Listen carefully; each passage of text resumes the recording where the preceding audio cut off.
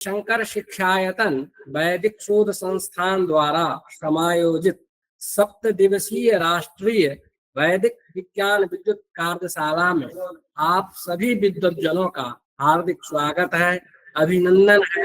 आप सभी को मैं प्रणाम करता हूँ। मूकं करोति वाचालं पंगुं लंघयते गिरिं यत्कृपातमहं वन्दे परमानन्दमाधवम्। रक्षोध्वंसन रूप केति कुशलो यः सूत्रधारो महान् उल्लंघ्याम्बु निधिं सलील ममला राते प्रियं काननम् अक्षाख्यं तनयं च हाटकमयीं लंकां बभञ्जास्वहन् चक्रे भस्म जया जन्नतिवलो पाया मारुतिः। आप सभी को मैं प्रणाम करता हूँ। आज के इस कार्यशाला के द्वितीय दिवस में आप सभी विद्वजनों का हार्दिक अभिनंदन, स्वागत है। आज के हमारे बीच विषय विशेषज्ञ के रूप में विराजमान है आदरणीय प्रोफेसर विष्णुपद महापात्र सर। आपको मैं प्रणाम करता हूं और आपका हार्दिक स्वागत और अभिनंदन है। आज हमारे मध्य द्वितीय विषय विशेषज्ञ के रूप में विराजमान है आदरणीय प्रोफेसर सतीश कुमार मिश्र जी। मैं आपका हार्दिक स्वागत और अभिनंदन करता हूं।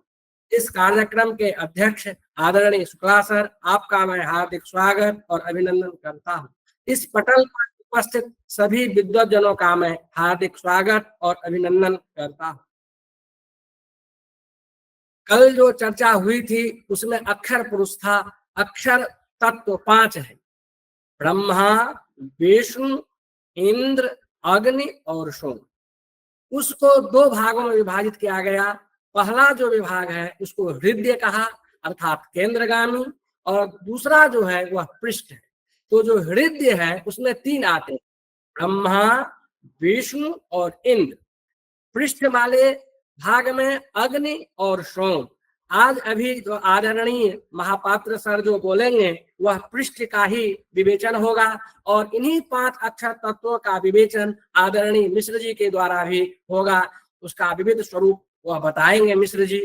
तो मैं अब विशेष समय न लेते हुए मैं आदरणीय महापात्र सर से निवेदन करता हूं कि आप अपने व्याख्यान से हमें उत्कृत करें। आदरणीय महापात्र जी श्री लाल बहादुर शास्त्री राष्ट्रीय संस्कृत विश्वविद्यालय के न्याय विभाग में आचार्य हैं, न्याय के धुरंधर विद्वान हैं। आप हम लोगों का सौभाग्य है कि आपके श्रीमुख से ग्रंथ का यह पाठ हम लोग सुनेंगे। आपसे अनुरोध करता हूं कि अपने पाठ से इस कार्यक्रम को प्रारंभ करने की कृपा करें। मन्नाथ श्री जगन्नाथ मद्गुरु श्री जगद्गुरु मदात्मा सर्वभूतात्मा तस्मै श्री गुरवे नमः। मुखं करोति वाचालं पंगुं लंघयते गिरिं यत्कृपातमहं वन्दे परमानन्दमाधवम्। विद्या संध्यदेवोद्रेकाद् अविद्यार्जनीक्षये जदुदेति नमस्तस्मै तस्मै विशतस्तिषे। श्री शंकर शिक्षायतन द्वारा आयोजित विज्ञान विद्युत ग्रंथ का ग्रांथिक अध्ययन के उपक्रम में सम्मिलित हुए आज के सत्र के अध्यक्ष हमारे आदरणीय एवं पूजनीय आचार्य जवाहरलाल नेहरू विश्वविद्यालय के आचार्य शुक्ला जी, तथा इस कार्यक्रम में सम्मिलित हुए हैं हमारे मणिशंकर जी, सतीश जी, और कार्यक्रम के संचालन कर रहे हैं हमारे विमल जी। तो सभी को मैं, और यहाँ आभासीय पटल पर जो भी आचार्य सम्मिलित हुए हैं सबको मैं प्रणाम करता हूँ, और प्रणाम करते हुए निवेदन करता हूँ, मैं न्याय का छात्र हूँ और आचार्य जी हमारे शुक्ल साल का आदेश है कि मैं भी न्याय अध्ययन करें। वो भी हमारे आचार्य परम पूज्य मधुसूदन ओझा जी का द्वारा जो लिखित ग्रंथ है उसका भी स्वाध्याय हो। स्वाध्याय के माध्यम से हम कुछ तत्वों को अवगत करें, इसी दृष्टि में आचार्य जी का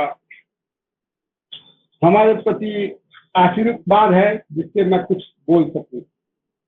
विज्ञान विद्युत ग्रंथों का जब हम अवलोकन करते हैं, उनका जो प्रतिज्ञा वाक्य है अर्थात श्लोक में जो मंगल श्लोक में उन्होंने कहा, उनका एक ही दृष्टि है कि हम वेद विज्ञान के माध्यम से सांसारिक पास में जो आबद्ध है उनसे हम कैसे विमुक्त हों, एक दृष्टि वो है, अर्थात अज्ञान रूप अंधकार से हम निवृत्त हो जाए।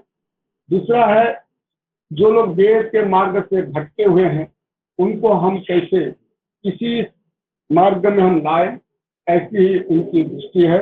उसी क्रम में उन्होंने जो वेदांत वाक्य है, तो वेदांत वाक्य का भी उन्होंने पहले ही शुरुआत में उन्होंने बता दिया है कि सर्वं खलु इदं ब्रह्म एकमेव द्वितीयं ब्रह्म इत्यादि को लेते हुए ब्रह्म के स्वरूप को श्रुति वाक्य के साथ जोड़ते हुए अर्थात श्रुति प्रस्थान को ही अनुसरण करते हुए उन्होंने जो अक्षर ब्रह्म और अक्षर ब्रह्म की जो बात आती है, क्योंकि भगवत गीता में हम पाते हैं द्वाविमो पुरुषो लोके क्षरश्चाक्षरे वचन, तो वहां पर जो है क्षर जो है सर्वभूत के हैं और अक्षर जो है वहां पर कुटस्थ है। तो इस तरह का जो विवृत्ति भगवत गीता में मिलते हैं, तो उसी को दृष्टि में रखते हुए एक नवीन विज्ञान के रूप में उन्होंने प्रतिपादन करने का व्यवस्था दिया है। तो वहां पर अक्षर ब्रह्म को जब हम देखते हैं, तो अभी विमल जी बता रहे थे 5 रूप में उन्होंने बताया है, ब्रह्मा विष्णु और इंद्र और अग्नि और सोम के रूप में 5 तत्वों का उन्होंने बताया है। तो उनमें भी हम पाते हैं जो 5 में है, तो 5 में जो है इसमें भी उन्होंने ब्रह्मा विष्णु और इंद्र को जो है उन्होंने प्रतिष्ठामय के रूप में स्वीकार किया है, और विष्णु को जो है यज्ञमय के रूप में और इंद्र को वीर्यमय के रूप में स्वीकार किया है। और पृष्ठ भाग में जो है, ये तो हृदय भाग में है, और मैंने हृदय देश में अवस्थित जो प्रतिष्ठामय में ब्रह्मा जी हैं और यज्ञमय में विष्णु जी हैं, और जो है वीर्यमय में जो है हमारे इंद्र जी को स्वीकार किया गया। फिर उसके बाद पृष्ठ भाग को लेकर उन्होंने 2 तत्वों को बताया, एक अग्नि तत्व और एक सोम तत्व। फिर उसमें भी कुछ पर्यायवाची शब्द उन्होंने जो प्रयोग किया है, आकर्षण है, तो आकर्षण से हम जो है इंद्र को लेते हैं, उत्क्षेपण से जो है इंद्र को लेते हैं, और आकर्षण शब्द से हम विष्णु को लेते हैं। इस प्रकार उन्होंने पूर्व पीठिका में बताया। हम वर्तमान जो उन्होंने पृष्ठाक्षर को लेकर जो बताने शुरू किए हैं, तो उसमें 2 तत्व का रखा, एक अग्नि और एक सोम तत्व है। उसी को लेकर उन्होंने पहले प्रतिज्ञा करते हैं, अर्थात पृष्ठाक्षराद्वयम् अत्रैव अन्वावर्तम भवति। तो यहाँ पर जो है अक्षर जो है पृष्ठ भाग के जो अक्षर हैं वो 2 भाग में है, एक अग्नि तत्व है और एक सोम तत्व है। तो उसका उन्होंने प्रतिपादन किया, अग्नि सोमाभ्याम ही अन्य अन्य सर्वे परिवर्तन विकारा जायन्ते। अर्थात जिस प्रकार हम लोग पढ़ते हैं भाई प्रकृति से महत, महत से अहंकार, इस तरह करके, अर्थात प्रकृति जो होती है कि आगे जितने भी तत्व आते हैं वो तो विकृति रूपा भी होते हैं, क्योंकि हम लोग जानते ही हैं जब हम अन्य शास्त्र की दृष्टि में देखते हैं तो ये जो है कहाँ पर दधी से दूध से जो है दधी परिणाम भी होता है और उसको विकार भी माना जाता है। तो उसी प्रकार इनका है अग्नि और सोम जो अक्षर पुरुष हैं, अर्थात पृष्ठभागीय जो अक्षर पुरुष हैं, इनसे क्या है अनेक प्रकार की जो है परिवर्तन भी होते हैं और विकार भी हमारे शरीर इत्यादि में उत्पन्न होते हैं।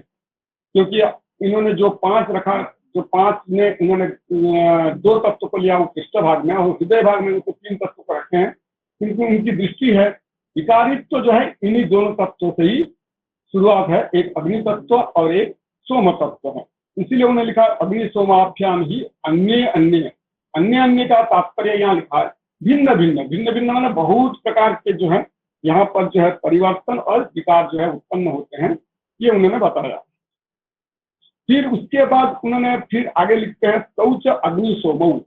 ये जो 2 प्रकार के अग्नि तत्व और सोम तत्व हैं, इनका क्रियाकारित्व क्या है, किसके साथ संबद्ध है, तो उन्होंने लिखा है प्रतिष्ठा प्राण से उत्क्षेपण प्राणेन और आकर्षण प्राणेन तो समझोगा संपद्यते। तो ये कहने का तात्पर्य है कि आपने जो विकार की उपपत्ति आपने बताया, ये विकार की उपपत्ति कैसी होगी, किसके माध्यम से होगी, तो माध्यम उन्होंने बताया कि प्रतिष्ठा प्राण। तो प्रतिष्ठा प्राण में कौन आएंगे, तो प्रतिष्ठा प्राण में तो ब्रह्मा जी आएंगे, पहले ही उन्होंने बता दिया।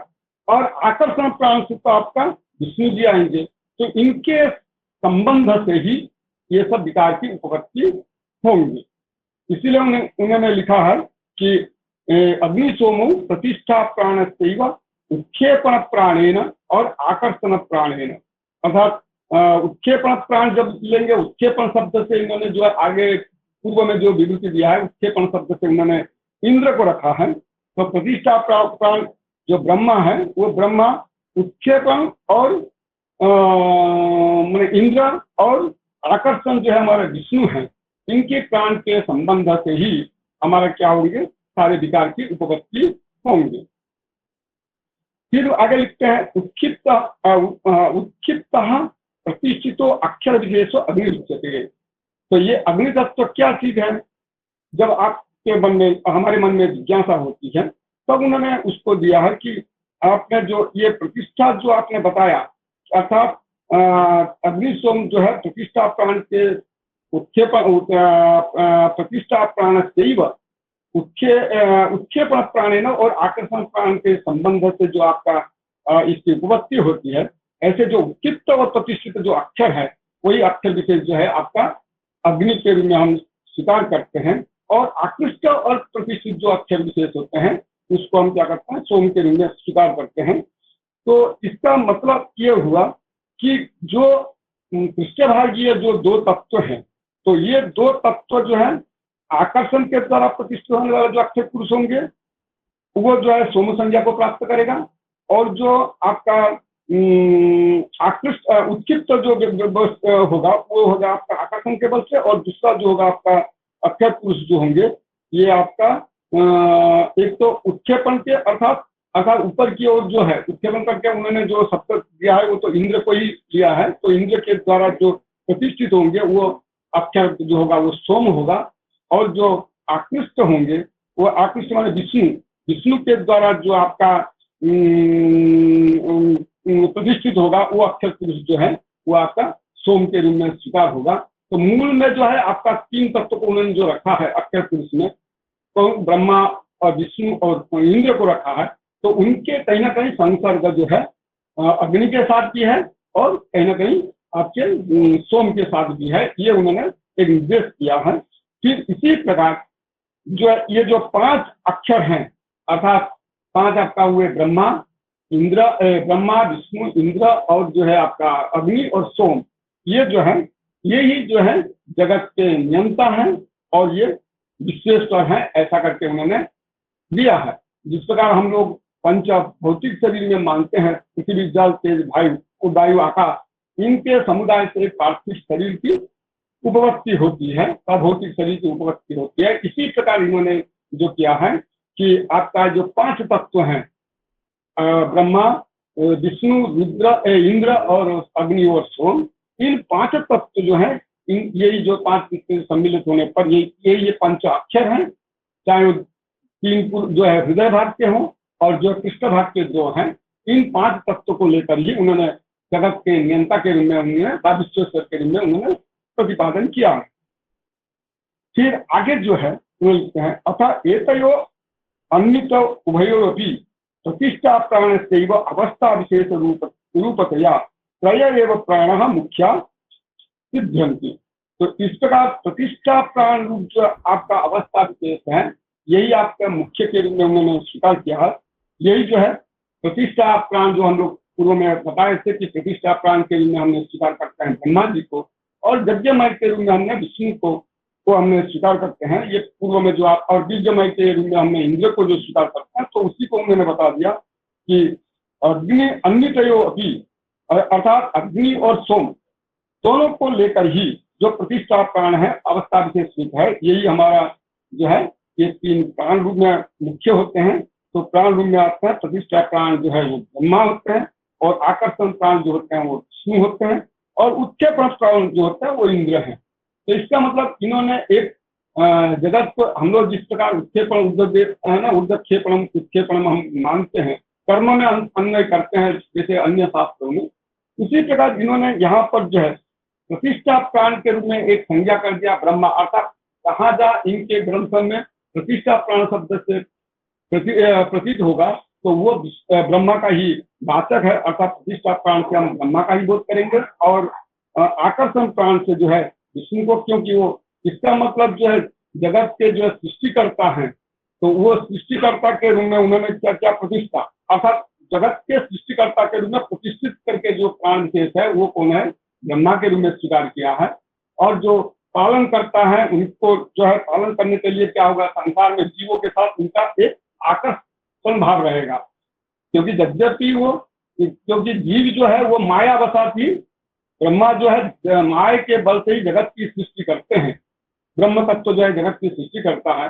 तो ये जो है जगत के प्रति सृष्टि करने के लिए उसका जो आकर्षण भाव होगा वो आकर्षण के रूप में, आकर्षक के रूप में हम किसको स्वीकार करेंगे, वो विष्णु तत्व को हम स्वीकार करेंगे। इसलिए उन्होंने लिखा है कि जो है आकर्षण प्राणम जो है विष्णु, और जो उत्क्षेपण प्राणम है वो उन्होंने इंद्र के रूप में स्वीकार किया है।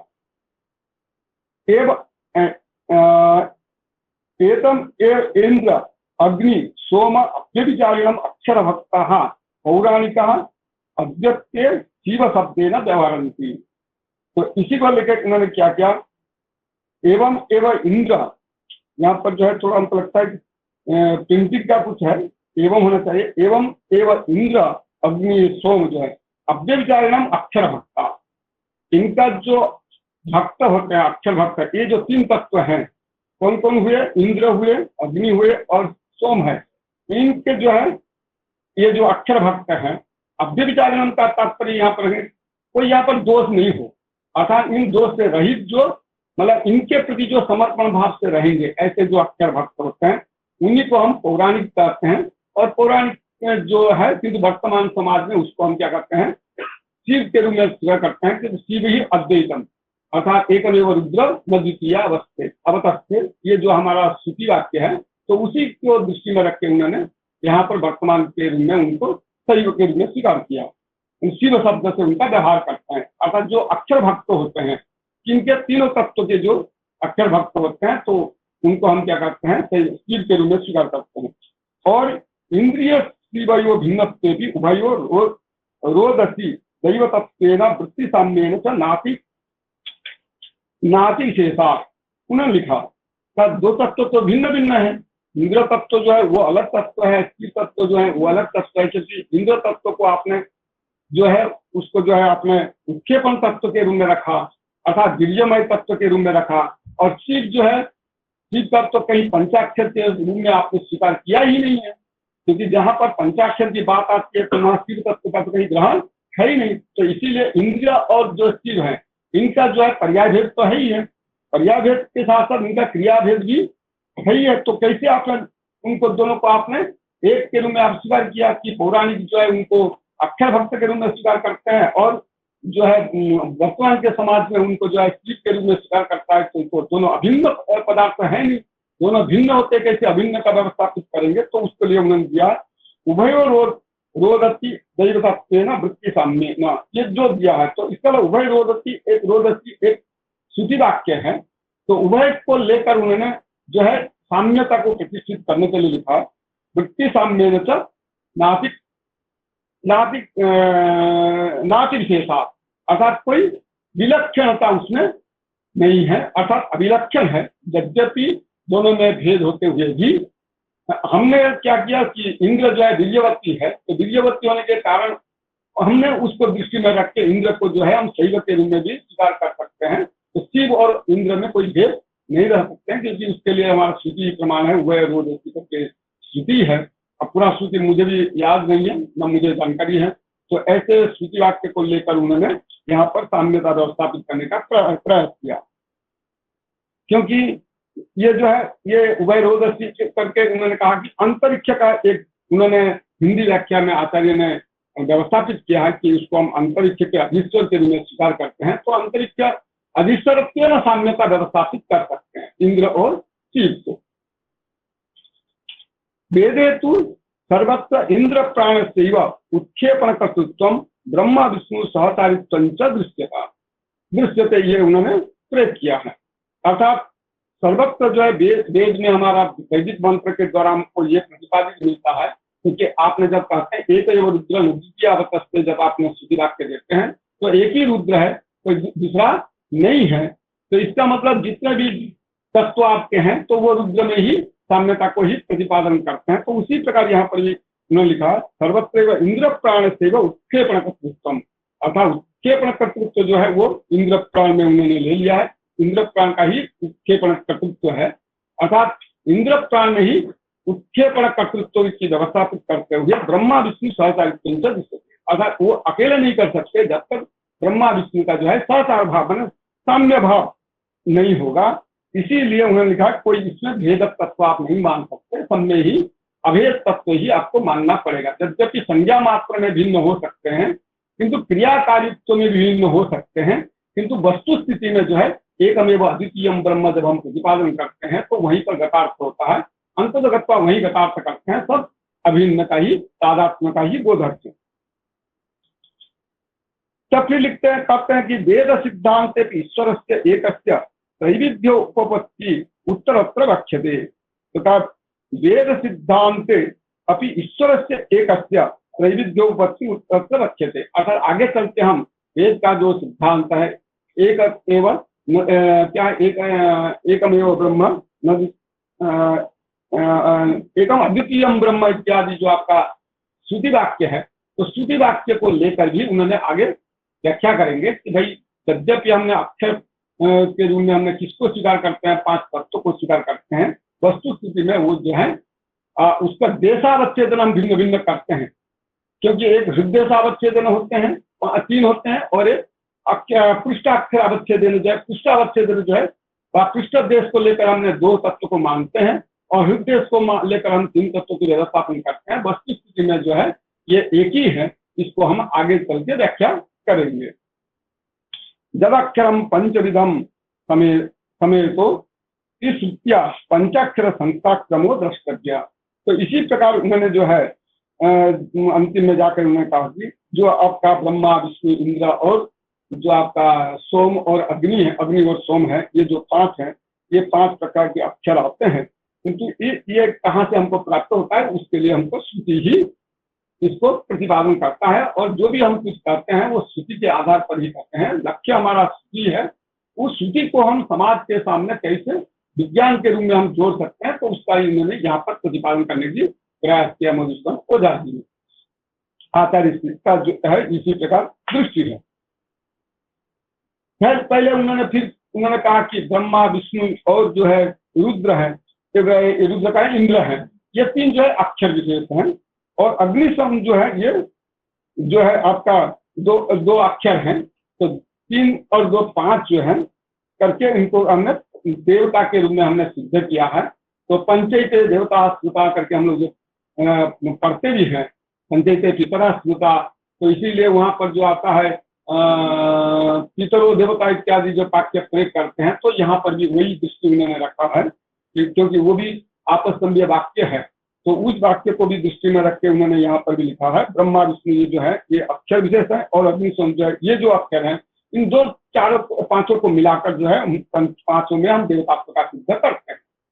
अर्थात ये नहीं है कि केवल इसीलिए वहां पर लिखा है ग्रंथांतर में जो है शास्त्रांतर में जो व्याख्या किया गया, वहां पर पितरो देवता कहने का तात्पर्य है पिता पितामह पितामही इत्यादि सबको हम लेकर ही देवतात्व का विधान करते हैं। तो उसी प्रकार यहाँ पर जो है देवतात्व का विधान उन्होंने 5 तत्व में किया है, वो है आपका ब्रह्मा विष्णु रुद्र और ब्रह्मा विष्णु इंद्र और आपका जो है अग्नि और सोम। एभ्य एवं पंचभ्यो दैवतेभ्य सर्वमिदं जगत तथा जथम समुत्पाद्यते। तो इन्हीं 5 तत्वों से ही आपकी जगत की सृष्टि होती है, जगत की उत्पत्ति होती है, ये इनका आचार्य का दृष्टि है। यद्यपि हम लोग पढ़ते हैं जतो वा इमानि भूतानि जायन्ते इत्यादि श्रुति वाक्य पढ़ते हैं, तो वहां पर जो है आकाशाद वायु वायु अग्नि इत्यादि श्रुति वाक्य के अनुसार जो है आकाश वायु जल है ना, पृथ्वी जल और अग्नि इत्यादि जो तत्व है 5 तत्व हैं, 5 तत्व से जगत की सृष्टि होती है।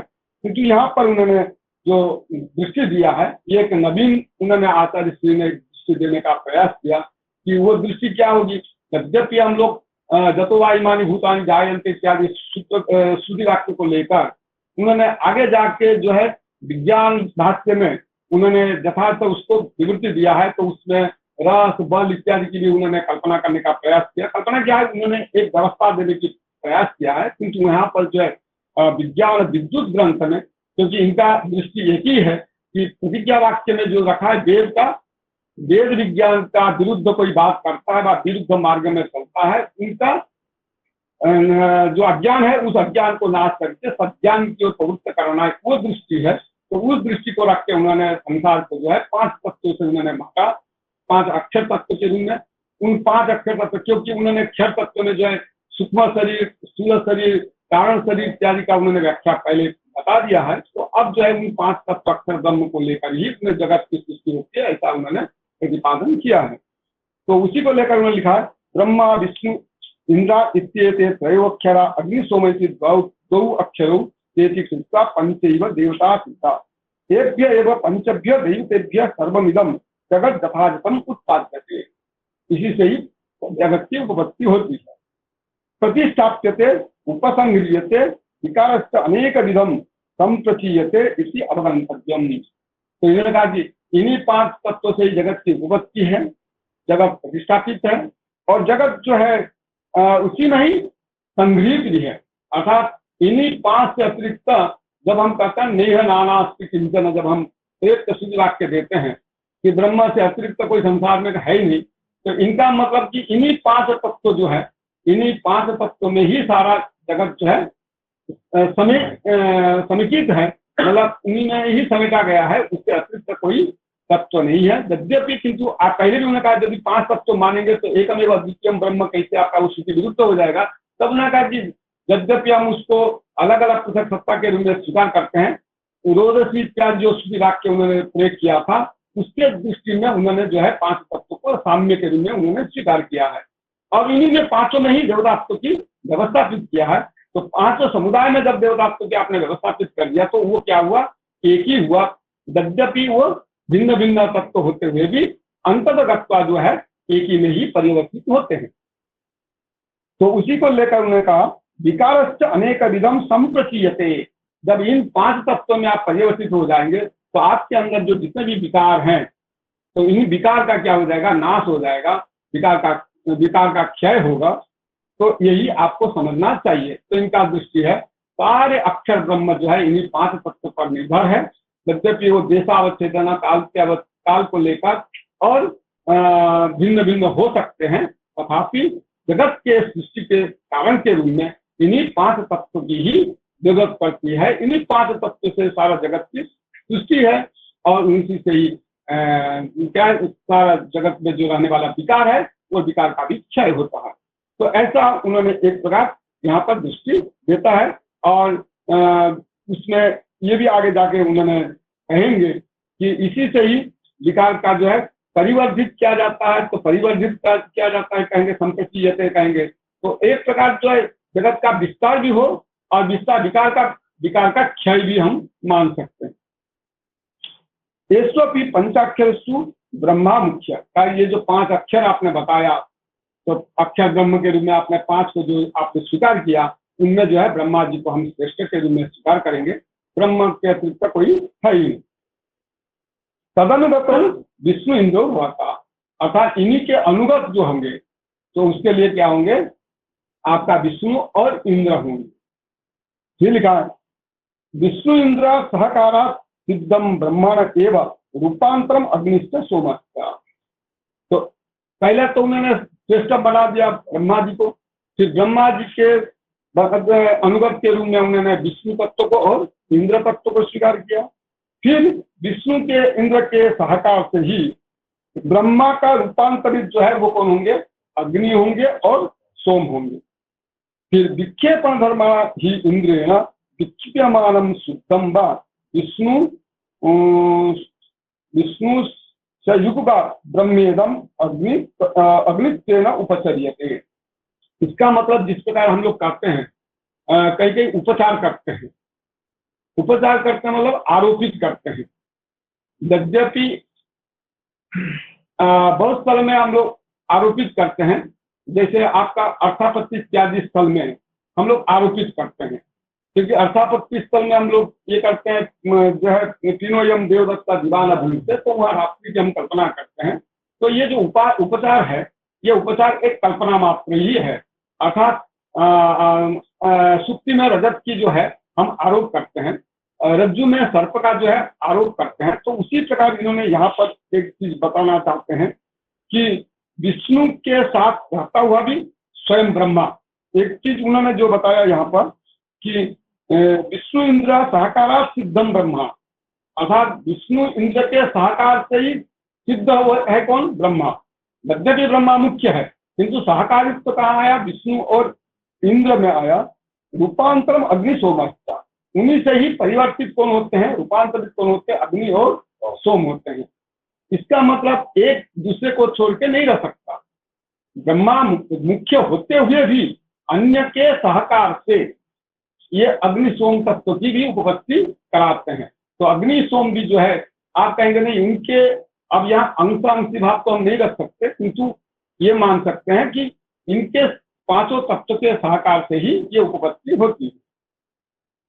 फिर लिखा विक्षेपण धर्मना ही इंद्रियना विक्षिप्य, यहाँ पर और जो कहते हैं कि ब्रह्मा का जो विक्षेप्यमान, विक्षेप का कारण का जो संचाल्यमान जो आपका प्रक्रियाकारित्व है, वही जो है अग्नि संज्ञा को ही प्राप्त करता है और सोम संज्ञा को भी प्राप्त करता है।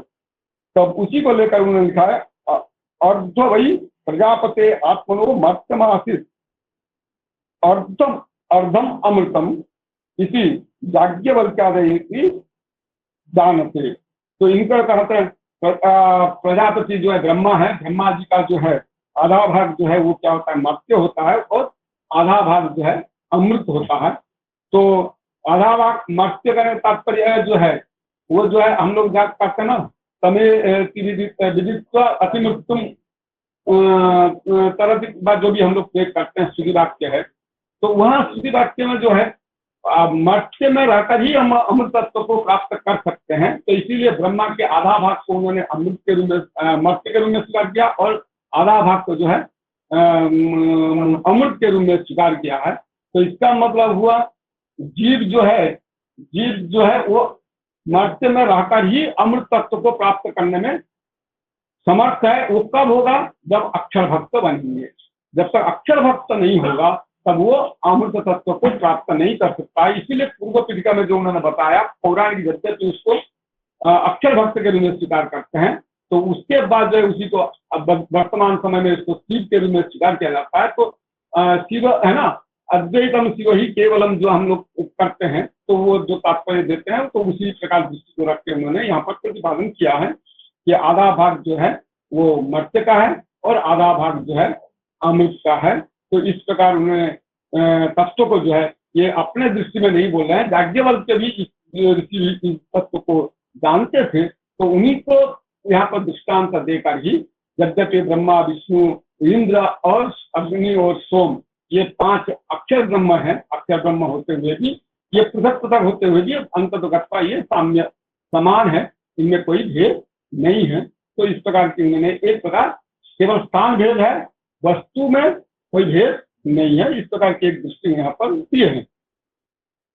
फिर आगे जाके उन्होंने फिर कहा कि ये जो है तत्र मर्त्यम स्थूलत्वा नाति दूरम विक्षिप्यते इति यावदिदं ब्रह्म विशिष्टते तदस्य मर्त्यस्य कायन्तिवं सामः तत्शरीरम उच्यते। तब फिर प्रश्न उठता है, यदि आपने आधा भाग को आपने ब्रह्म का मर्त्य भाग माना और आधा भाग को हमने अमृत तत्व माना, तो इसका कैसे हम व्यवस्थित करें? तो उसके लिए उन्होंने कहा इंद्र जब ब्रह्म को प्रक्षेपण करता है, अर्थात प्रक्षेपण करता है मतलब तात्पर्य है कि इंद्र एक प्रकार से जो है ब्रह्मा जी को जो है ब्रह्मा जी के साथ वहां पर ब्रह्मा जी को अनुग्रह करता है, तब ब्रह्मा का मर्त्य भाग जो है स्थूलता के कारण जो है, अत्यंत स्थूल होने के कारण जो है वो अधिक दूर तक उसको है ना, उसको क्या कर सकते हैं, अधिक दूर तक उसको फेंक नहीं सकते, अधिक दूर तक उसको भेज नहीं सकते, इस प्रकार की वहां पर ये कहा है। तो इसीलिए उन्होंने कहा ब्रह्म विशिष्टते तदस्य मर्त्यस्य सायंतियम नाम, ये जो सायंतियम जो शब्द उन्होंने प्रयोग किया है, तो ये जो है उसको मैं जहां तक ब्रह्मा स्थित रहता है इसके मर्त्य भाग को जो है उन्होंने एक सायंती के रूप में नामक एक संज्ञा दिया है। तो उस सायंती जो शब्द है वो शाम का ही द्योतक है, अर्थात सायंत शब्द से भी हम किसको बोध करेंगे, शाम को ही बोध करेंगे। तो सायंत नामक एक शाम संज्ञा उन्होंने यहाँ पर प्रतिपादन किया है और उसी को ही हम क्या कहेंगे, तत्सल्यम उच्यते। अतः परम परितो जो है बारवंतीयम, उसी को ही उसके चारों ओर जो है उसको बारवंती के रूप में उन्होंने स्वीकार किया है। अमृतम तो सूक्ष्मतमम वितायमानम परा परावतो विशिष्टते तद ब्रह्म काम पारावतम। इस प्रकार उन्होंने संज्ञा की यहाँ पर बताया कि जो ब्रह्मा का जो शाम है उसको हम क्या करते हैं, परावतन के रूप में भी हम उसका परावत शाम। इस प्रकार उनके जो है क्या है उसको कह सकते हैं, इनका पारिभाषिक शब्द है। अब वो पारिभाषिक शब्द के बारे में हमें इसमें अभी तक परिज्ञान नहीं है, स्वयं स्वीकार करने में मुझे कोई आपत्ति नहीं है, किंतु उनका जो कहते हैं कि ब्रह्मा का जो फैला हुआ चीज है उसको हम जो है परावत प्रभाग कहते हैं। फिर उसका जो है ब्रह्मा का जो शाम परावत शाम है उसको भी ब्रह्मा के शाम को भी हम स्वीकार करते हैं। इस प्रकार इन्होंने दिया है। तो वहां पर एक दृष्टि भी उन्होंने दिया है कि अमृतम तु सूक्ष्मतमम वितायमानम परा। तो इस प्रकार अमृत तत्व को उन्होंने वितायमान परा के रूप में किया और परावत में जो रहता है उसको हम ब्रह्मशाम व परावत के रूप में हम स्वीकार करते हैं। सा खलु अव्यय पुरुष से बात पराकाष्ठा, ये अव्यय पुरुष के रूप में उसको स्वीकार किया गया। तावत ब्रह्म विधिष्ठितम तावती वाक इति श्रुते, इस श्रुति वाक्य के आधार पर उन्होंने जो है यहाँ पर एक व्यवस्थित दिया है। स्वयं अष्टाचत्वारिंश सोम, जो सोम के उन्होंने कितने प्रकार के भेद किया है, 48 प्रकार के जो है वहां पर भेद बताया और उसी में ही ब्रह्म जो है रहते हैं, प्रतिष्ठित होते हैं। विष्णु इंद्रियण विक्षिप्यमान तीन विक्रमते तीन सोमान विभूतम पंचादशम एक विंशम चेती। तो इस प्रकार यहाँ पर जो है उन्होंने भेद करने का ही प्रयास किया है। अर्थात 48 प्रकार के स्तोम होते हैं और अब जो है ब्रह्मा में वो स्तोम जो है प्रतिष्ठित होते हुए वह विष्णु के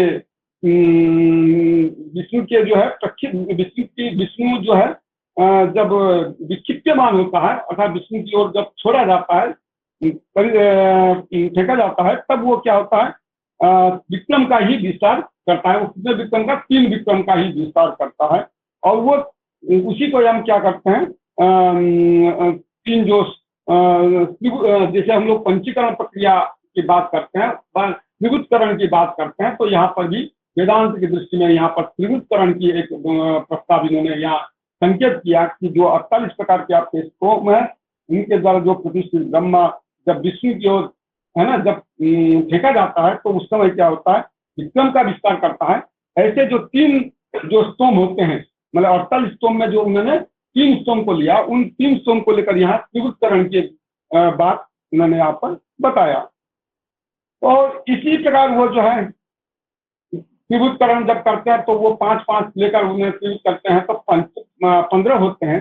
फिर उसी प्रकार उसमें 15 को लेकर 21 प्रकार की उन्होंने एक प्रकार की यहाँ पर बात की है। तो ये स्तोम जो है ये अमृत तत्व के ही स्वरूप होते हैं। इस प्रकार यहाँ पर एक निर्देशन उन्होंने आचार्य ने दिया है। तो इसी प्रकार हमको लगता है कि आचार्य ने फिर इसी प्रकार जो है शरीर का भी, और वहां पर एक आगे जाके बताएंगे कि पिंड पर्यंत जो होते हैं वो शरीर होते हैं, फिर मृत्यु अग्नि होता है, अग्नि की संसर्जन होता है। तो इसी प्रकार वहां पर भेद जो है उन्होंने दिया है कि आगे जाकर उन्होंने ये भी लिखा विष्णु अवच्छिन्नम ब्रह्मैव विष्णु विक्रमाद वितायमानम तदेतत् अमृताग्नि रूपेण परिगणयति। तो इस प्रकार वही जो है वो अग्नि जो है वो आगे जाकर अमृत के रूप में, अमृताग्नि के रूप में वो परिणमित होता है। तो इस प्रकार करके इन्होंने पंच प्राण की उन्होंने सिद्ध किया है। तो अमृता में ऊर्ध्व ब्रह्म अमृत भागत सोमांत सोम, इस प्रकार उन्होंने करके पंचाक्षर जो है, इस पंचाक्षर को जो है प्राण के रूप में स्वीकार किया है। अर्थात जो आपका जो मूल जो अक्षर ब्रह्म है उन 5 को लेकर उन्होंने प्राण के रूप में भी व्यवस्थापित करने का प्रयास किया है। तो इसी तरह आगे भी बहुत सारे विषय हैं, है ना, केवल विभक्त करके उन्होंने बताया है। अब ये तो पढ़ने की विषय है, कि मैं अगर सर का आज्ञा हो तो मैं यहीं पर ही अपने वक्तव्य को विराम देता हूँ। और आचार्य लोगों को, सबको, यहाँ जो भी प्रत्यक्ष अप्रत्यक्ष में सम्मिलित हैं, हमारे अध्यक्ष जी हैं और हमारे मणिशंकर जी हैं, विमल जी हैं, सतीश जी हैं, और भी जो भी आचार्य हैं, मैं सबको प्रणाम करते हुए अपने वाणी को यही विराम देता हूँ। प्रणाम। बहुत बहुत आभार सर, आपने अपने निर्धारित समय में विषय को उपस्थापित किया। आपका अभी सर बहुत अध्ययन करने की अपेक्षा है। आप महामनीषी हैं सर, आप महामनीषी हैं, आपके लिए सब सरल है। आपने अत्यंत ही, आपका व्याख्यान अत्यंत उपादेय रहा। अब हम अग्रिम वक्ता के रूप में हमारे बीच विराजमान हैं आदरणीय सतीश कुमार मिश्र जी। आप हंसराज महाविद्यालय में संस्कृत विभाग में आचार्य हैं, आप यहाँ विषय विशेषज्ञ के रूप में उपस्थित हैं। मैं आपसे अनुरोध करता हूँ कि आप अपने व्याख्यान से, मंत्रशः पाठ से हमें उपकृत करने की कृपा करें, आदरणीय मिश्र जी। ओम सर्वे वेदा यत् पद्मामनन्ति तपांसि सर्वाणि च यद्वदन्ति यदिच्छन्तो ब्रह्मचर्यं चरन्ति तत्ते पदं संग्रहेण ब्रवीमि ओम् इत्येतत् ओम् इत्येतत् ओम् इत्येतत् एतद्दिव्याक्षरं ब्रह्म एतद्दिव्याक्षरं परम् एतद्दिव्याक्षरं ज्ञात्वा यो यदिच्छति तस्य तत्। आदरणीय इस कार्यक्रम के अध्यक्ष प्रोफेसर संतोष कुमार शुक्ल जी, आदरणीय लक्ष्मीकांत विमल जी, आदरणीय पूर्व वक्ता प्रोफेसर विष्णुपद महापात्र जी और आदरणीय उपस्थित सभी विद्वज्जन। प्रोफेसर विष्णुपद महापात्र जी ने जिस बात को अभी तक व्याख्यायित किया, 5 पंच अक्षर जो पुरुष हैं, देव हैं, उसी बात को, उन्हीं बातों को थोड़ा सा विस्तार में मैं और आगे व्याख्यायित करूंगा। तो ये जो आज का जो विषय है अक्षर तत्व विवेचन, उसी में जो है, इसमें जो आदरणीय समीक्षा चक्रवर्ती मधुसूदन ओझा जी ने जो ये पुस्तक अक्षर जो विज्ञान विद्युत जो प्रकाशित किया है, और विज्ञान वेद के जो वैदिक विज्ञान का जो प्रकाश है उसको प्रकाशित किया है, उसमें वो कहते हैं कि एषु च पंचाक्षरेषु ब्रह्मा वेदमयः, यह जो पंचाक्षर है ब्रह्मा है वो वेदमय है। विष्णुर यज्ञमयः, विष्णु को उन्होंने यज्ञमय कहा है। इंद्र प्रजामयः, इंद्र प्रजामय हैं। अग्निर्लोकमयः, अग्नि जो है वो लोकमय है। और सोमो धर्ममय प्रतिपद्यते, सोम को धर्ममय यह उन्होंने समझाया है। येषामेव वेद यज्ञ प्रजा लोक धर्मानां संघ रूपेयमैकैका व्यक्ति ही प्रतिभाति, और इन्हीं वेद यज्ञ प्रजा लोक और धर्मों का समूह रूपी यहाँ एक एक व्यक्ति जो है प्रकट किया गया है। और आगे वो कहते हैं कि तत्र ऋक् साम यजुंषि अथर्वा चित्ते चत्वारो वेदाः, यानी कि जो है वो यहाँ पे जो है ऋक्, यजु, साम और अथर्व, ये 4 वेद हैं।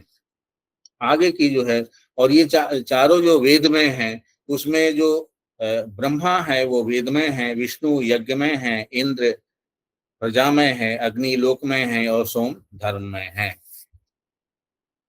आगे की बात को समझाते हुए वह कहते हैं कि जहाँ पे, वहां पे अग्नि के पिंड रूप हृदय से प्रादुर्भूत होते ही जो 21वें स्तोम तक पिंड को संसित करने वाले या चलायमान करने वाले की पहचान, फैलाव, विस्तार या वितान करने वाली अन्नाद नाम की अग्नि है, उसके द्वारा एकत्रीकृत जो वाक है उसे ही ऋग्वेद का रूप समझना चाहिए। तो जो है हृदय रूप जो है, अग्नि के पिंड रूप हृदय से प्रादुर्भूत जो 21वें स्तोम तक की बात इन्होंने की है। और स्तोम जो है वो अगर हम देखते हैं तो वो जो है संख्या के रूप में आता है, गणना के लिए ये जो है प्रयुक्त हुआ है। और उसमें जो है आप देखेंगे कि जो है अलग अलग जो है स्तोम के बारे में जो है वो कहा गया है। जैसे 1 जोड़ 1 जोड़ 1, 3 को मिलाकर के 1 स्तोम हुआ। फिर त्रिवृत स्तोम यानी कि 3 जोड़ 6, ये 9 का जो की संख्या है, ये हो गया त्रिवृत स्तोम। पंचदश स्तोम में 3 जोड़ 6 जोड़ 6, इस तरह से ये 21 तत्व आते हैं। उसी तरह से आगे अगर हम जाएंगे, हम अभी जो है वो ऋग्वेद को जो है वो 21 स्तोम तक कहा है। आगे जो है वो 93 स्तोम होता है, जिसमें 3 जोड़ 6 जोड़ 6 जोड़ 6 जोड़ 6 27 की संख्या होती है। और आगे 63 स्तोम है, जिसमें 33 की संख्या होती है। इस तरह से जो है मधुसूदन ओझा जी ने जो है वो इसको समझाया है। और इसमें जो है हम आगे देखेंगे कि जो है ये सारे जो है ऋच जो है ऋचा, यानी कि ऋचा जो है वह जो है ऋचो मूर्तित्वात् मूर्ते पिंडित्वात् पिंडस्य च अन्नादाग्निमयत्वात्। तो ये जो ऋचा है वह जो है वो आप जो है वो मूर्तिमान रूप में है, और मूर्ति जो है पिंड रूप में एकत्रित होती है, और पिंड जो है वो आपको जो है वो पिंड से अन्नादाग्निमयत्वात् अन्नाद के रूप में वो संजन दिखाई देता है। अन्नादाग्नि समुचित वाग्नि एवं अस्या रूपम। और अन्नाद से ही जो है वो ये सारी जो अग्नि है वो प्रतिरूपित होती है। आगे अगर वो बात कहते हैं कि जो है आदित्यतः प्रत्यावर्तमाना ब्रह्मणि सोमाहुतिम आहूयमाना प्राणाग्नि समुचिता वागेव साम रूपम। यानी जो है वो आदित्य से वापस लौटती हुई ब्रह्मा में सोम की आहुति का आवाहन करती हुई प्राणाग्नि से संग्रहित वाक को ही सामवेद रूपिणी कहा गया है। और ये जो सामनः सप्तमस्य अवयवस्य निधनस्य उच्च स्थानतया तत्र पिंडोच्छेदात् अन्नादाग्नि सोमोपसंहारात्।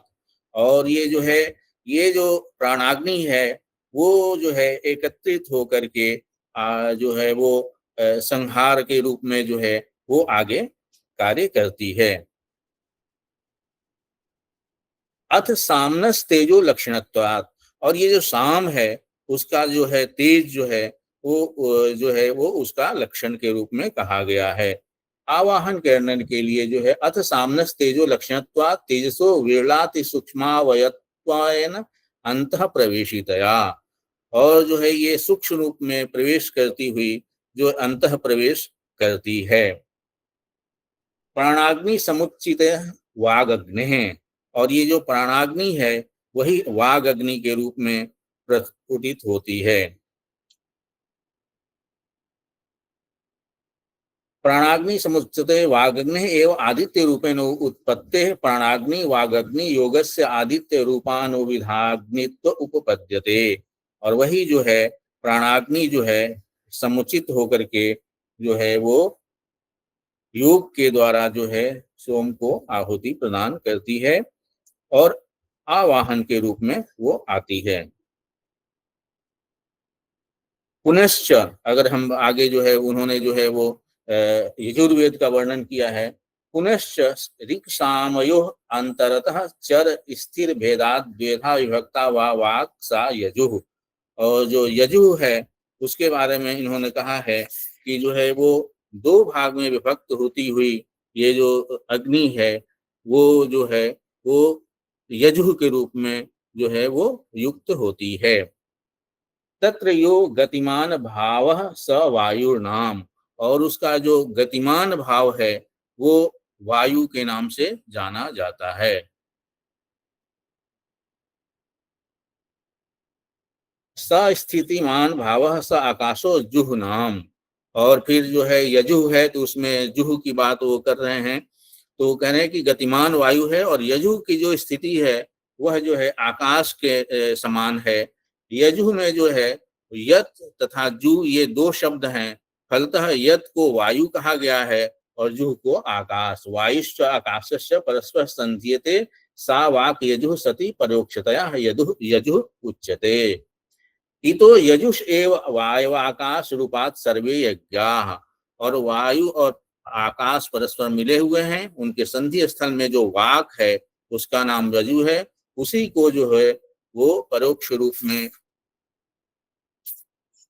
उसी को जो है परोक्ष रूप में जो है वो यहाँ पे कहा गया है, यजु कहा गया है। वायु आकाश रूपी इस यजु से ही समस्त यज्ञ, समस्त प्रजा, समस्त लोक तथा समस्त धर्म उत्पन्न होते हैं। इस तरह से जो है ये इन्होंने जो है वो सारे यज्ञ की जो है वो जो है उस की जो है आकाश रूपी उस यजु से ही जो है समस्त यज्ञ और प्रजा, समस्त लोक और समस्त धर्म उत्पन्न होते हैं। तो ये एक उत्पत्ति सृष्टि की प्रक्रिया को यहाँ पे बताया गया है। और फिर जो है कहा भी गया है कि यज्ञो वै श्रेष्ठतमम कर्म, यज्ञ श्रेष्ठतम कर्म है। और उसमें जो है अगर हम देखें तो हम देखेंगे कि जो है शांत क्षुब्ध भेदात द्वेधा विभक्तो यदुर्वेद एव एतेषाम यज्ञ प्रजा लोक धर्माणाम प्रभवः प्रतिष्ठा परायणश्च। ये शांत और क्षुब्ध इन दो भेदों में से, दो रूपों में विभक्त यजुर्वेद ही इन यज्ञ प्रजा लोक और धर्मों का उत्पादक, प्रतिष्ठापक तथा लय स्थान है। त एते त्रयो वेदा अग्नि वायुवादित्य रूपा अग्निमया एते श्यन्ते। और ये तीनों वेद अग्नि, वायु तथा आदित्य रूप हैं। और जो है अग्निमयत्वम च एव च एतस्या वेद त्रयः साधर्म्यम। और अग्नि का रूप माने गए हैं और अग्नि रूपता है इन तीनों वेदों में समान धर्मता है। अत एव च एषा त्रयी सोममयार्थ वेदात पृथक अध्यवस्येते। इसीलिए ये जो त्रयी है, सोममय है, अथर्ववेद से पृथक समझी जाती है। आगे जो है वो बात करेंगे कि अथर्ववेद में जो है, जैसे हमने 21 तक की बात की थी, तो 1 स्तोमादूर्ध्व त्रयस्त्रिंश स्तोम पर्यंत सोममयी वाग एवं अथर्ववेद इति अथर्ववेदे गोपथ ब्राह्मणे निरूपितम। तो जो है वो गोपथ ब्राह्मण में 21 स्तोम से लेकर 33 स्तोम तक, जिसकी चर्चा गणना के रूप में मैंने की थी, उसको सोममयी वाक है, यह अथर्ववेद है। और एते चत्वारो वेदा वांग्मया ब्राह्मणो रूपम भवति। और यह विषय अथर्ववेद के गोपथ ब्राह्मण में निरूपित है। और ये वांग्मय चारों वेद ब्रह्मा के रूप में बनते हैं। ये भी चतुर्भि वेदैः इयम् एकैका व्यक्ति प्रतिष्ठाम लभते। इन्हीं चारों वेदों से एक एक व्यक्ति प्रतिष्ठा प्राप्त करता है। प्रतिष्ठायाम व्यक्तावस्थिति बुद्धिर भवति। और प्रतिष्ठित होने के अंदर व्यक्ति में जो है अस्तित्व आता है, बुद्धि आती है। अतएव उक्तम वेदे, वेद में कहा गया है शतपथ ब्राह्मण में, ब्रह्मास्य सर्वस्य प्रतिष्ठा, यानी कि जो है ब्रह्मा ही इस सब की प्रतिष्ठा है।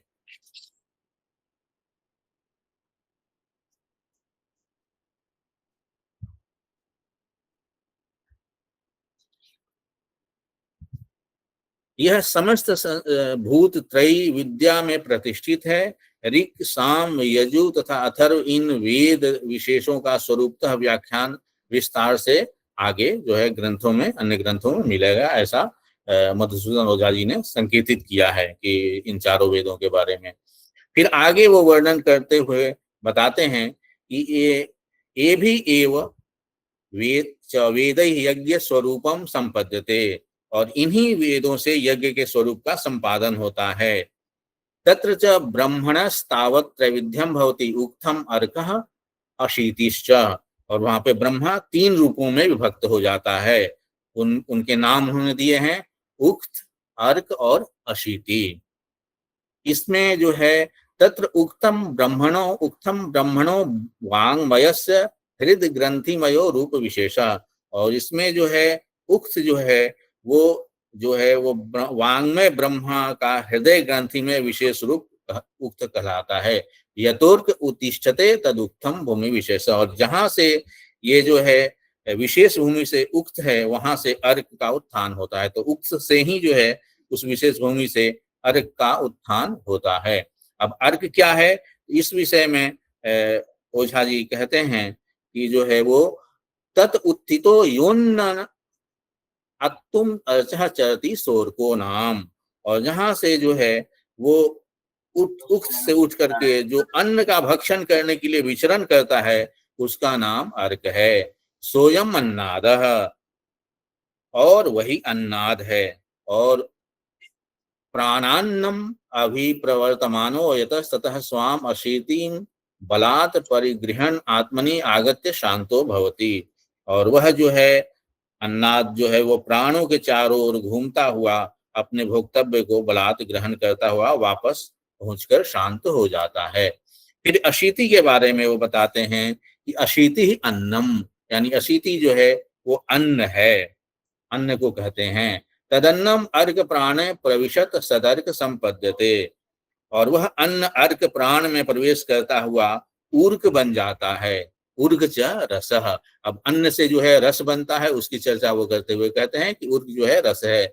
स पश्चात अर्क प्राणो भूत्वा स्वरूपतः च्यवते, और वही रस जो है, ऊर्क रूप जो रस है, वह बाद में अर्क प्राण होकर अपने स्वरूप को छोड़ता है। प्राणश्च उक्ते विलीयते इत्येषः क्रमः सर्वत्र अनवरतम अनुवर्तमानं भवति। और आगे चल करके जो है वह जो उक्त है वो प्राण में जो है बाद में अर्क जो है प्राण होकर के अपने स्वरूप को छोड़ता है और प्राण उक्त में विलीन हो जाता है।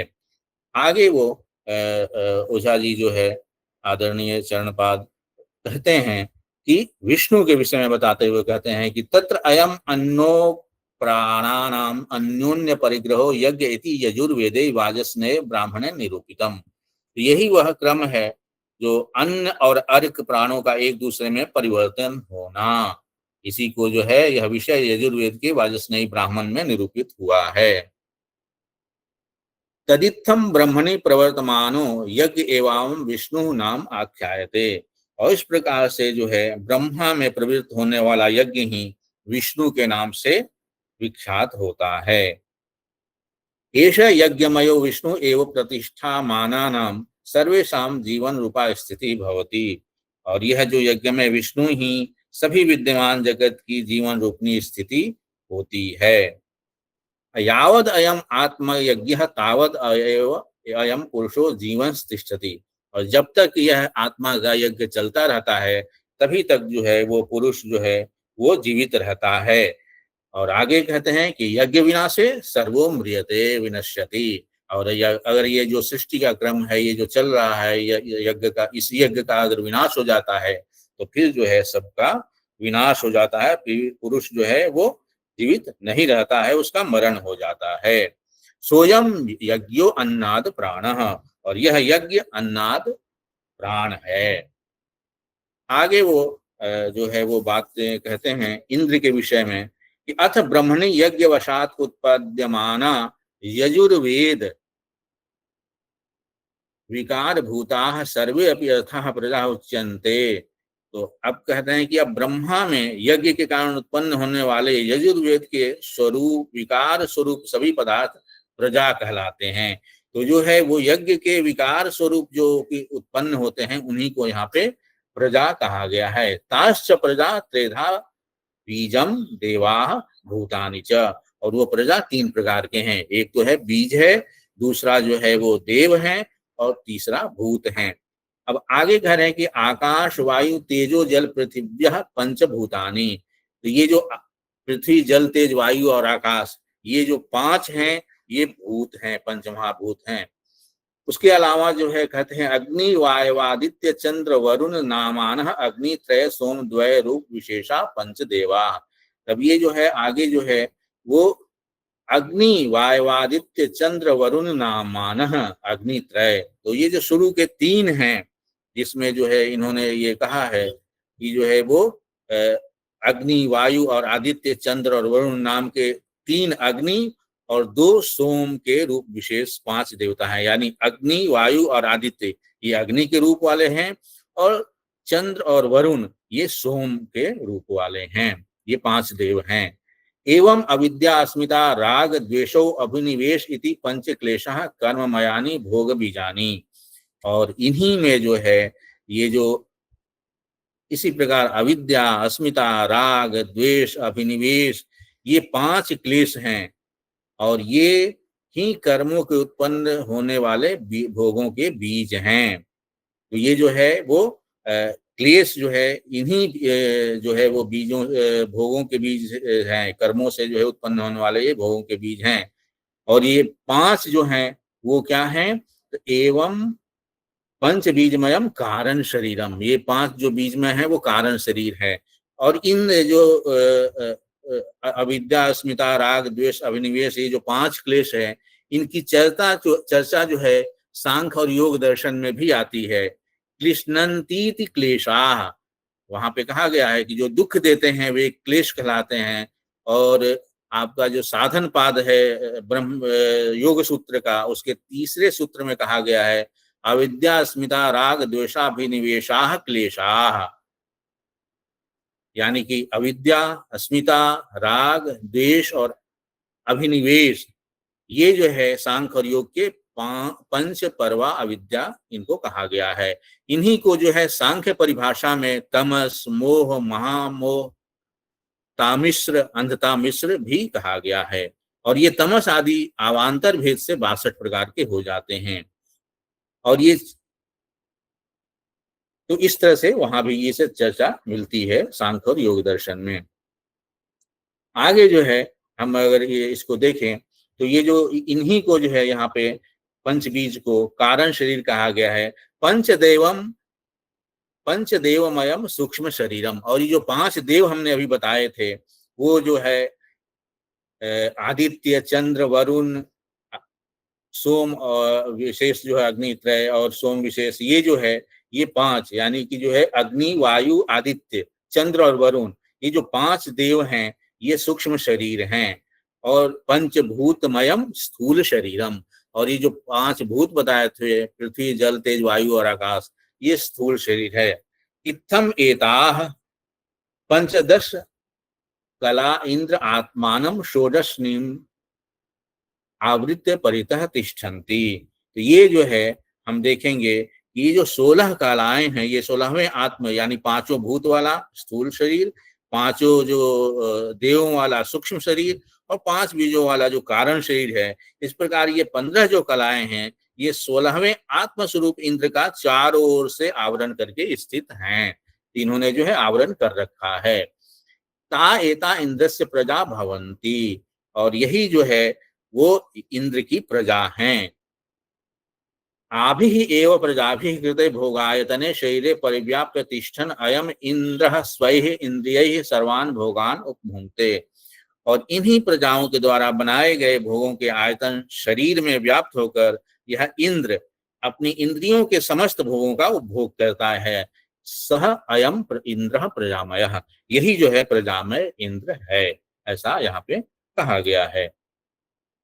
आगे अगर हम देखें तो कह रहे हैं कि ताः प्रजाः यम भावम् उपेत्य संहता अपूर्वैः नाम कर्मभिः संपन्नतमा लोक्यन्ते स एव आसाम लोको नाम आख्यायते। यानी कि जो है अगर हम आगे देखें इसमें ये बात कही जा रही है कि जो है यह प्रजा जिस भाव को प्राप्त कर एकत्रित होकर अपूर्व नाम रूप और कर्मों से अत्यंत संपन्न दिखाई देती है, वह इनका लोक कहलाता है। स त्रिविधः सप्त भुवन रूपः त्रिभुवन रूपः जनश्च भूः भुवः स्वः महः जनः तपः सत्यम इति सप्तैतानि भुवनानि। और ये जो है जो 3 प्रकार के जो ये हैं उसमें 7 भुवन हैं, त्रिभुवन हैं और जनलोक हैं। अब ये जो सप्त भुवन हैं उनको जो है व्याख्यायित करते हुए बताते हैं कि वो जो है भूः भुवः स्वः महः जनः तप और सत्य, ये जो है 7 भुवन हैं। उसी तरह से अगर 3 भुवन में हम अगर बांटें तो पृथ्वी अंतरिक्षम द्यौः इति त्रीणि भुवनानि। तो पृथ्वी, अंतरिक्ष और द्यौः ये जो है 3 जो है वो भुवन है जिसको त्रिभुवन कहते हैं। उसी तरह से आगे अगर हम देखें अथ मनः प्राणः वाक् वायुः तेजः आपः अन्नम इति संचर क्रमे सप्त जनाः। तो इस तरह से जो है संचर क्रम में जो है हम जो है देखते हैं कि मन, प्राण, वाक, वायु, तेज, अप, अन्न, ये संचर क्रम में 7 जन हैं। और प्रति संचर क्रम में अगर हम देखें तो जो है वो अन्नम आपः तेजः वायुः वाक् प्राणः मनः इति प्रति संचर क्रमे सप्त जनाः। और उसी के उल्टे क्रम में अन्न से लेकर के आप, वायु, तेज, वायु, वाक, प्राण और मन, ये प्रति संचर क्रम है। अब ये जो संचर क्रम है वो जो है संचर क्रम जो कहते हैं वो कहते हैं कि कारण से कार्य की ओर जाना ये संचर क्रम है, यानी जो मूल कारण है उससे कार्य की ओर जाना ये संचर है। जैसे मिट्टी है, मिट्टी से जो है हम शकोरा और अन्य घड़े और अन्य पदार्थ बनाते हैं, बहुत सारी वस्तुओं का निर्माण करते हैं। फिर वापस अगर हम वो टूट करके जो वस्तुएं हैं और मिट्टी में मिल जाए तो वो प्रतिसंचर हो गया। इस तरह से जो है वो, जैसे कहा गया है मुंडक उपनिषद में, ब्रह्मैवेदम अमृतम पुरस्ताद ब्रह्म पश्चात ब्रह्म दक्षिणश्चोत्तरेण अधश्चोर्ध्वम च प्रसृतम ब्रह्मैवेदम विश्वमिदम वरिष्ठम, यानी ये सारा जो है ब्रह्म ही है। ये उसी तरह से जो है वो आगे अगर हम देखें तो इसमें जो है उसी तरह से जो है सृष्टि होती है ईश्वर से, देवों से, और फिर देवों में ही समाहित हो जाती है। ये अमी सप्त लोका भाव्याः, और ये जो 7 लोक हैं ये जो है वो इनको लोग समझने चाहिए।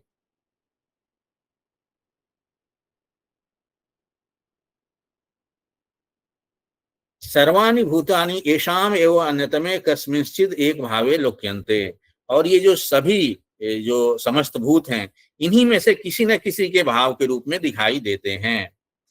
अपि चाहो जीवलोकः देवलोकः पितृलोक इति एते त्रयो लोका, और भी एक मत है जिसमें जो है वो 3 भागों में बांटा गया है, जैसे जीवलोक है, देवलोक है और पितृलोक है।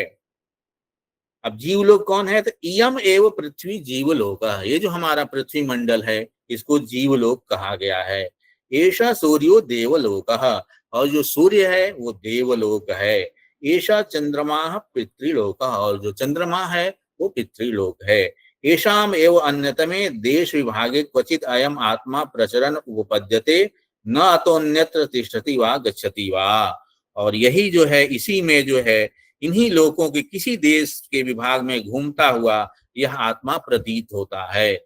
इनके अतिरिक्त यह कहीं नहीं जाता है, न तो रहता है, न तो कहीं जाता है और न तो कहीं रहता है। तो इस तरह से जो है वो ये जो सारा जो लोक है उसी में जो है आत्मा विचरण करता है। इसी के संबंध में हम देखते हैं कि कठोपनिषद में एक मंत्र आता है, आसीनो दूरम व्रजति शयानो याति सर्वतः तस्तम मदामदम देवम मदन्यो ज्ञातुम अर्हसि, यानी कि जो है वो बैठा हुआ ही, वह परमेश्वर बैठा हुआ ही दूर पहुंच जाता है, सोता हुआ भी सब ओर चलता है।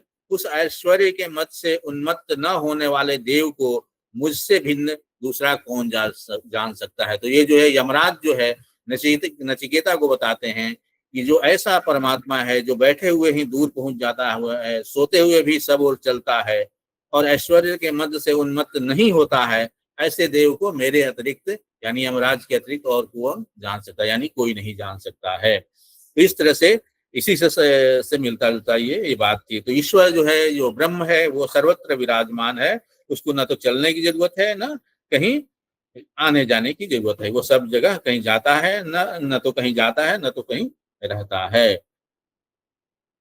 अपिच नक्तम दृष्टा, अब एक जो है वो आभासवाद का उदाहरण ये दे रहे हैं। जैसे हम लोग भ्रांति और विवर्त की बात देखते हैं कि जो प्रतीति होती है लेकिन वास्तविकता नहीं होती है, जैसे रज्जु सर्प का उदाहरण है। तो रज्जु सर्प का प्रातिभाषिक सत्ता है, उसकी प्रतीति होती है लेकिन जो है वो व्यवहारिक ज्ञान से उसका बाध हो जाता है। ऐसे ही इस व्यवहारिक जो हमारा जो प्रतीति हो रही है उसका ज्ञान जो है पारमार्थिक ज्ञान से होता है।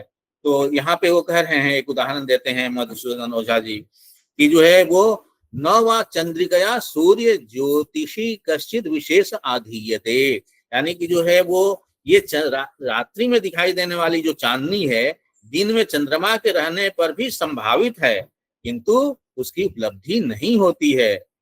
सूर्य ज्योतिषः न वा चंद्रिकया सूर्य ज्योतिषी कश्चित विशेष आधीयते, और आगे वह कहते हैं कि ऐसे भी नहीं है कि चांदनी के द्वारा सूर्य के प्रकाश में कोई विशेषता लाई जाती है, यानी कि जो है रात्रि में दिखाई देने वाली चांदनी दिन में चंद्रमा के रहने पर भी संभावित है किंतु उपलब्धि नहीं होती है। ऐसा ही नहीं है कि चांदनी के द्वारा सूर्य के प्रकाश में कोई विशेषता लाई जा रही है, कोई विशेषता नहीं लाई जाती है। सूर्य ज्योतिषः शुक्ल पक्षे कृष्ण पक्षे च अविशेषेण दृष्टत्वात्, क्योंकि सूर्य की ज्योति जो है वो सूर्य के जो प्रकाश है वह जो है वो चाहे कृष्ण पक्ष हो या शुक्ल पक्ष हो, दोनों में समान ही रहती है। इसलिए तस्मात् एषा चंद्रिका सूर्य ज्योतिषाभिभूयमाना सूर्य ज्योतिषी रूपे परिवर्तते इति लोकांतरी भाव उपचर्यते। इसीलिए यह चंद्रमा की ज्योति सूर्य के प्रकाश से दबती हुई सूर्य के प्रकाश के रूप में ही बदल जाती है, इसलिए उसे दूसरे लोक गौण रूप में मान लिया जाता है, जो कि सूर्य के, इसलिए उसको उपचर्यते यानी गौण रूप में मान लिया जाता है। तथा चाहु, जैसा कि कहा गया है, कहीं कहा गया है कि अग्नि धूम एवं दिशा दृश्यते नार्चि अर्चिरेव नक्तम दृश्यते न धूम इति, यानी कि अग्नि का धुआं ही दिन में दिखाई देता है, ज्वाला नहीं दिखाई देती। ऐसे ही अर्चिरेव नक्तम दृश्यते, अर्ची यानी कि ज्वाला ही जो है वो रात में दिखाई देती है, नक्तम रात्रि में, न धूम इति धुआं दिखाई नहीं देता है। सोयम भावानाम अवस्था परिणामो लोकात लोकांतरे गमनम उपपद्यते, और यह पदार्थों का या भावों की अवस्था का परिणाम ही एक लोक से दूसरे लोक में गमन करता है। तो भाव और या पदार्थ जो है वो एक लोक से दूसरे लोक में गमन हो करते हैं, लेकिन जो है वो अन्य उसमें विशेष उत्पत्ति नहीं होती है। तस्य तथा अवस्थाया विलोक्य मानत्वात् अद्भि च एते सर्वे लोका अन्यथा अन्यथा नाम रूपा जायन्ते, और इसीलिए जो है जो क्योंकि पदार्थों की ऐसी अवस्था दिखलाई देती है, उसीलिए जो है तस्य च अवस्थाया विलोक्य मानत्वात् अद्भि च एते सर्वे लोका अन्यथा अन्यथा नाम रूपा जायन्ति, जो सारे लोक हैं जल के द्वारा, ये सारे लोक जो है दूसरे नाम और रूप वाले हो जाते हैं। तेषु सर्वेषु लोकेषु उपस्थितम अग्निम एवं अन्यथा अन्यथा पश्यन्ति इति पशु अयम अग्नि, और उसी तरह से जो है वो ये जो उन सब लोकों में उपस्थित जो अग्नि है वही अन्य अन्य रूपों में दिखाई देने से यह अग्नि पशु भाव को प्राप्त हो जाता है। तो इस तरह से तो जो है वो ये जो है अवस्थान्तर ही होता है, इसमें अन्य कोई विशेष उपलब्धि मतलब नहीं होती है। तथा च अयम अग्नि लोक मयो व्याख्यातः, इस तरह से यह अग्नि लोकमय है, यह व्याख्यान किया गया है। एभ्योत्तिरिक्तानि यावन्ति वीर्याणि प्रजासु लोकेषु दृश्यन्ते, और यह जो है इनके अतिरिक्त जितने वीर्य प्रजाओं में तथा लोकों में दिखाई देते हैं, वह जो है जिन वीर्यों के कारण इनकी इंद्रियों के द्वारा ग्रहता बनती है, उसी को जो है वो यहाँ पे जो है ते सर्वे धर्मा प्रजारूपा, वे सभी धर्म जो है प्रजारूप हैं। और ये जो धर्म है चतुर्विद, ये भाव जो है वो धर्म वेद जो है वो 4 प्रकार के बताए गए हैं, दिव्य भाव, वीर भाव, पशु भाव और मृत भाव, और इन्हीं चारों भावों के उत्पादक प्राण विशेष वीर्य कहे जाते हैं। और ये 4 प्रकार हैं विद्यावान, देश रक्षक, व्यापारी और जन सेवक। जिससे जो है वो शांति स्वरूप वाला दिव्य भाव संपन्न होता है, वह जो है विद्या वीर्य कहलाता है।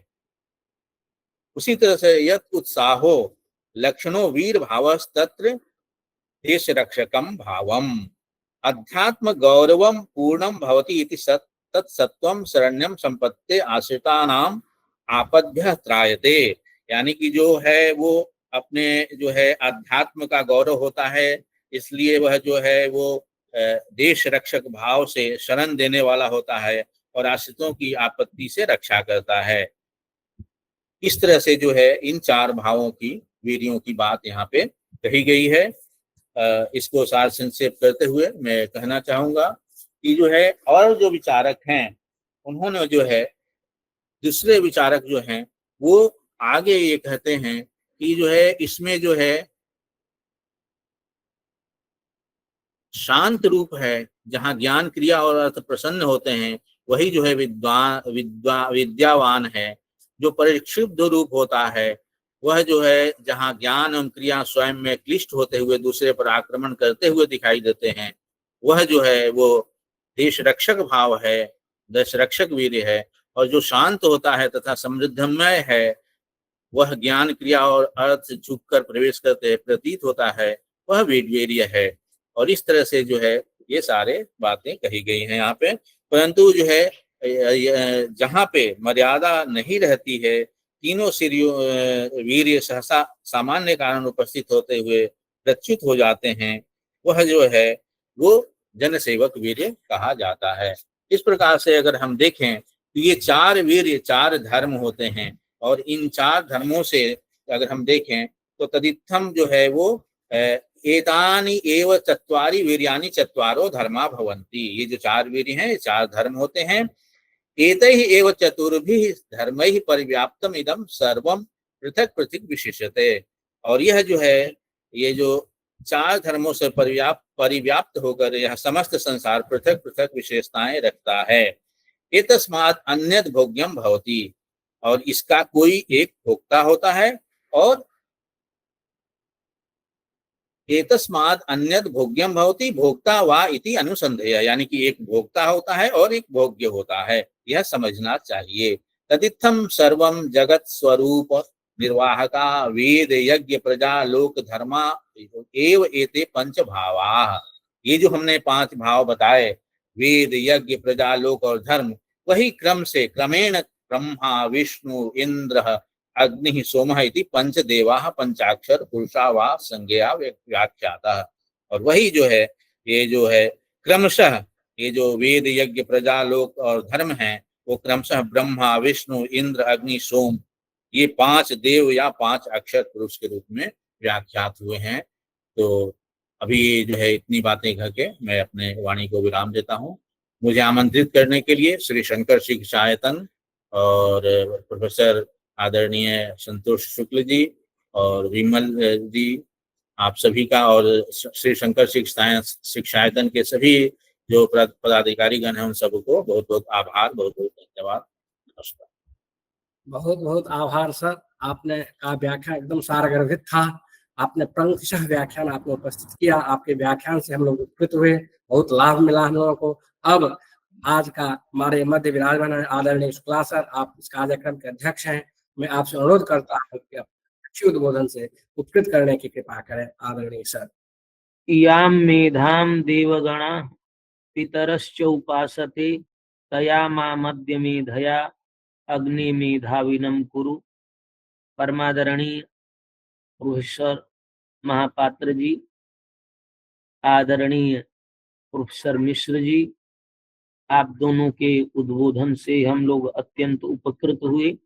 यह विषय बड़ा कठिन है, क्योंकि एक नए ग्रंथ के माध्यम से हम इस विषय को समझ रहे हैं और सभी लोगों के पास यह ग्रंथ है, इसीलिए मैं पुनः पाठ बीच बीच में करता रहूंगा।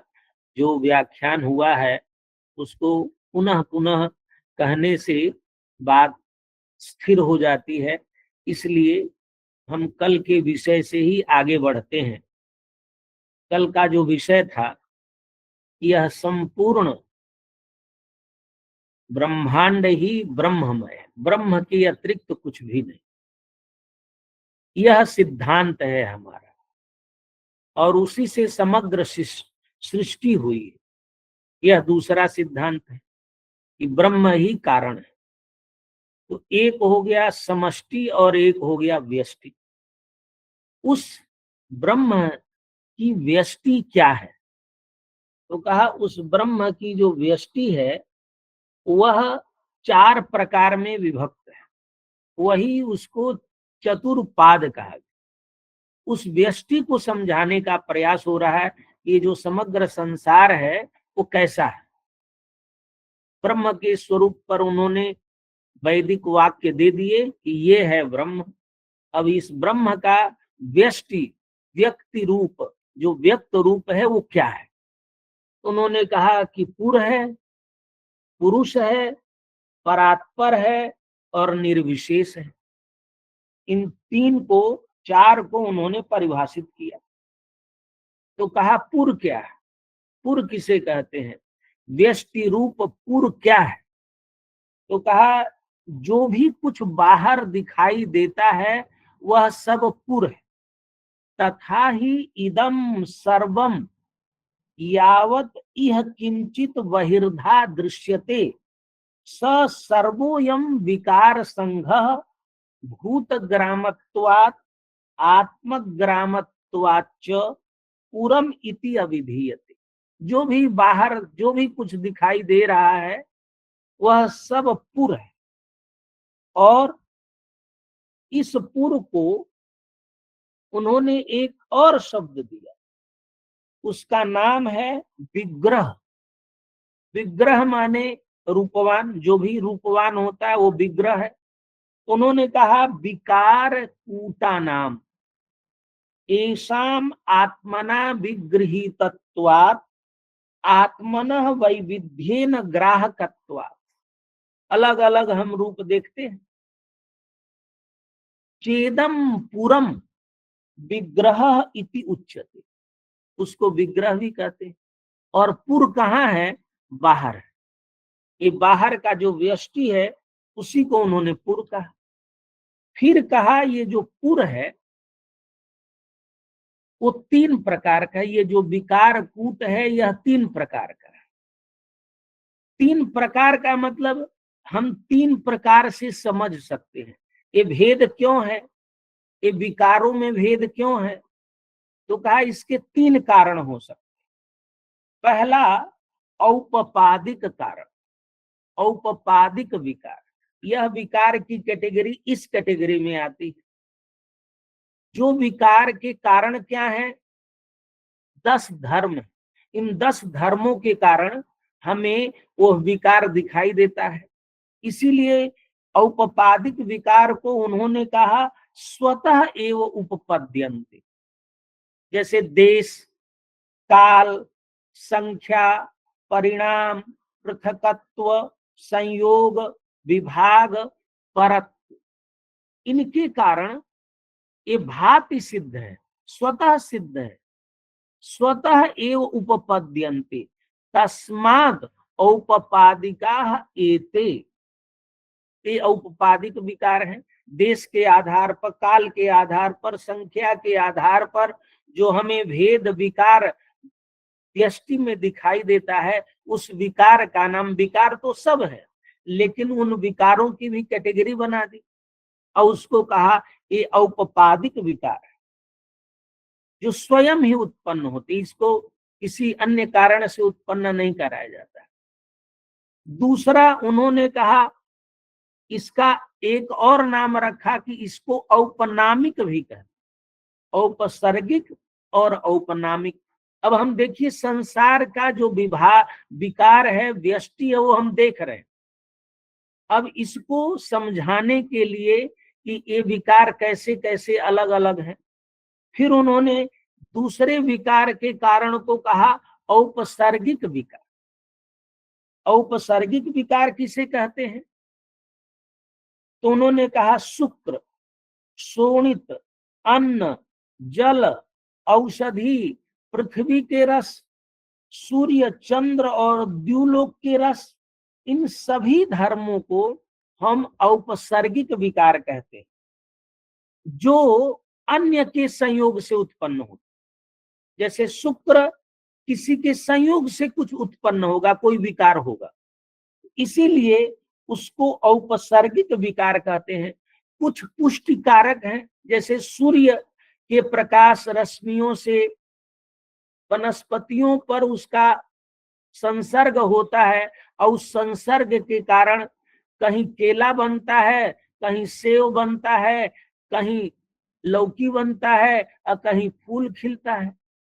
ये संसर्ग के कारण, इसलिए संश्लिष्ट के दूसरे के साथ जब ये संश्लिष्ट होते हैं इनको हम कहते हैं औपसर्गिक विकार। और इसका नाम 2 और रख दिया, इसको पौष्टिक, पुष्टि करते हैं, उपसर्ग करते हैं, ये भी इनकी संज्ञा।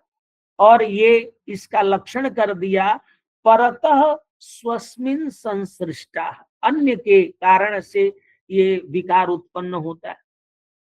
तो जो विकार समूह है इसी विकार को पूर्व और पूर्व, पुरुष, परात्पर और निर्विशेष के रूप में बांटे हैं। तो अभी पूर्व को एक्सप्लेन कर रहे हैं।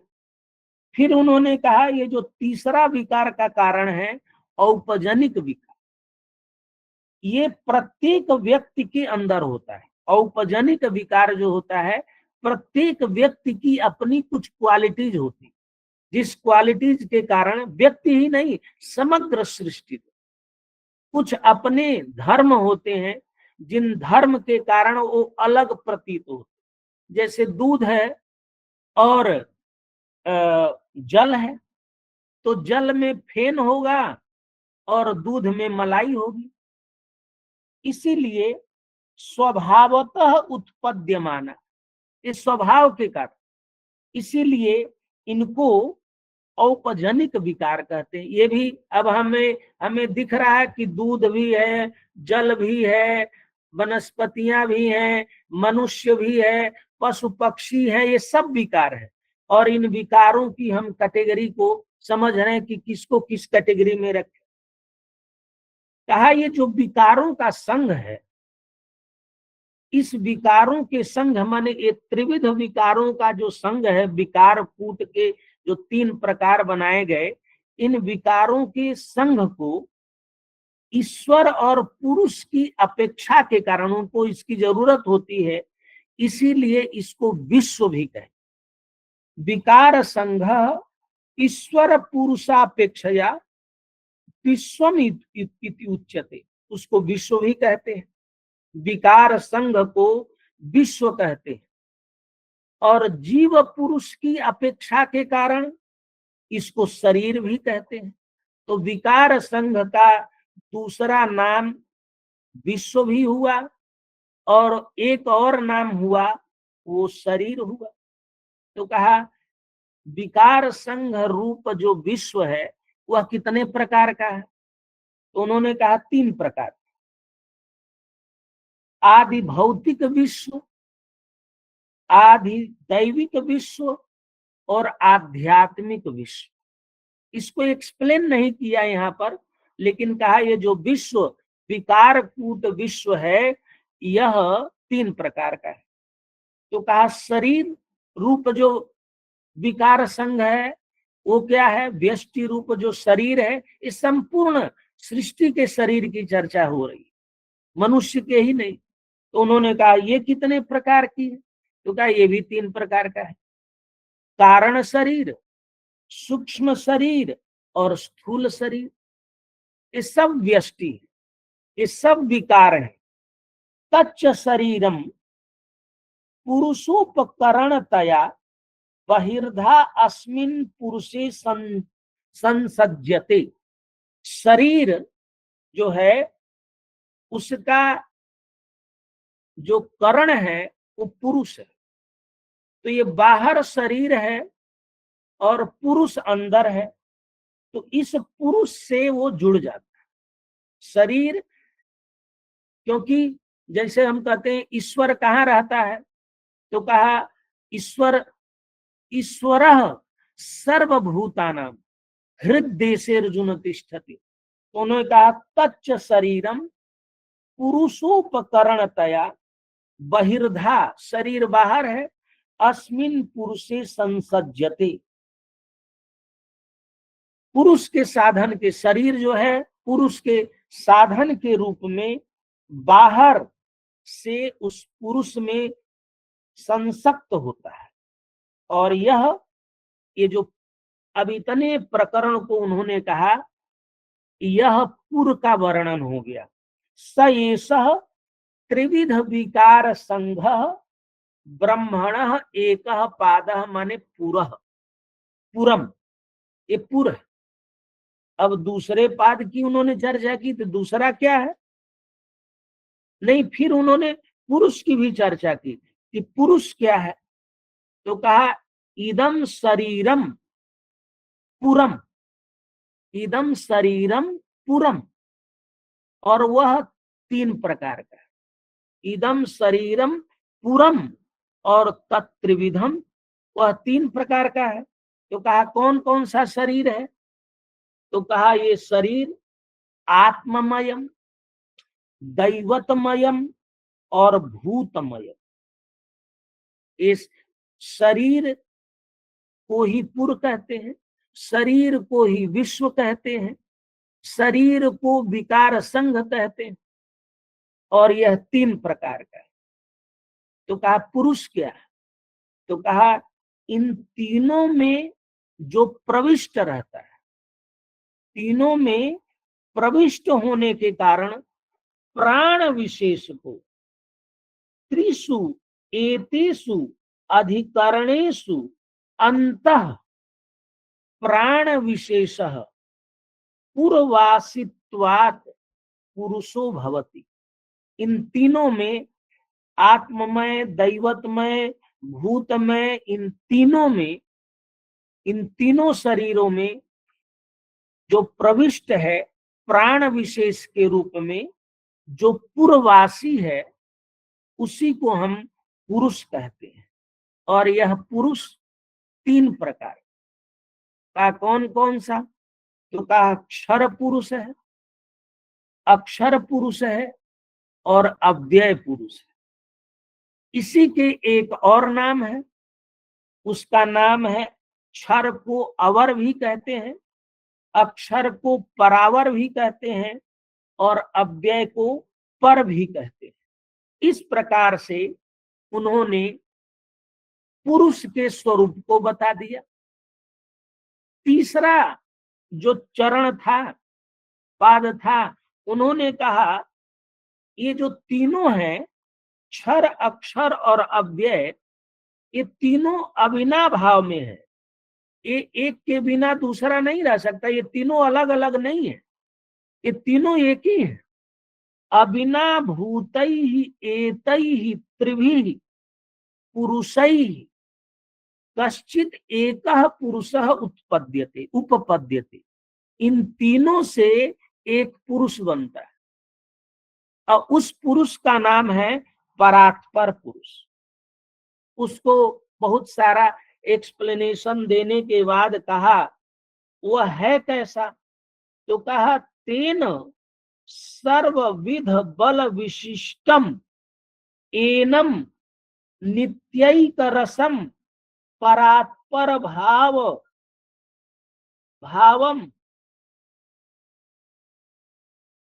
अभय उभय शब्देन अपि आहु सोयम एकः अद्वितीयः परात्परः ब्रह्मणः एकः पादः।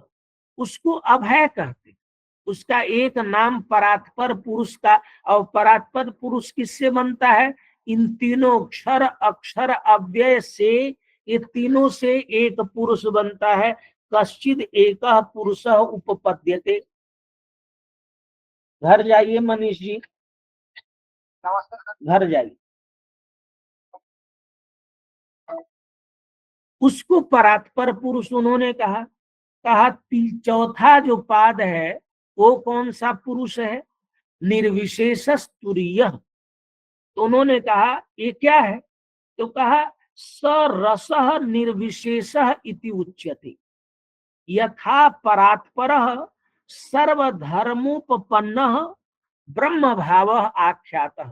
परात्पर जो पुरुष है वो सर्वधर्मोपपन्नः ब्रह्म भावः आख्यातः तथा अनिर्वचनीयश्च वेदे श्रूयते। उसी को अनिर्वचनीय कहते हैं।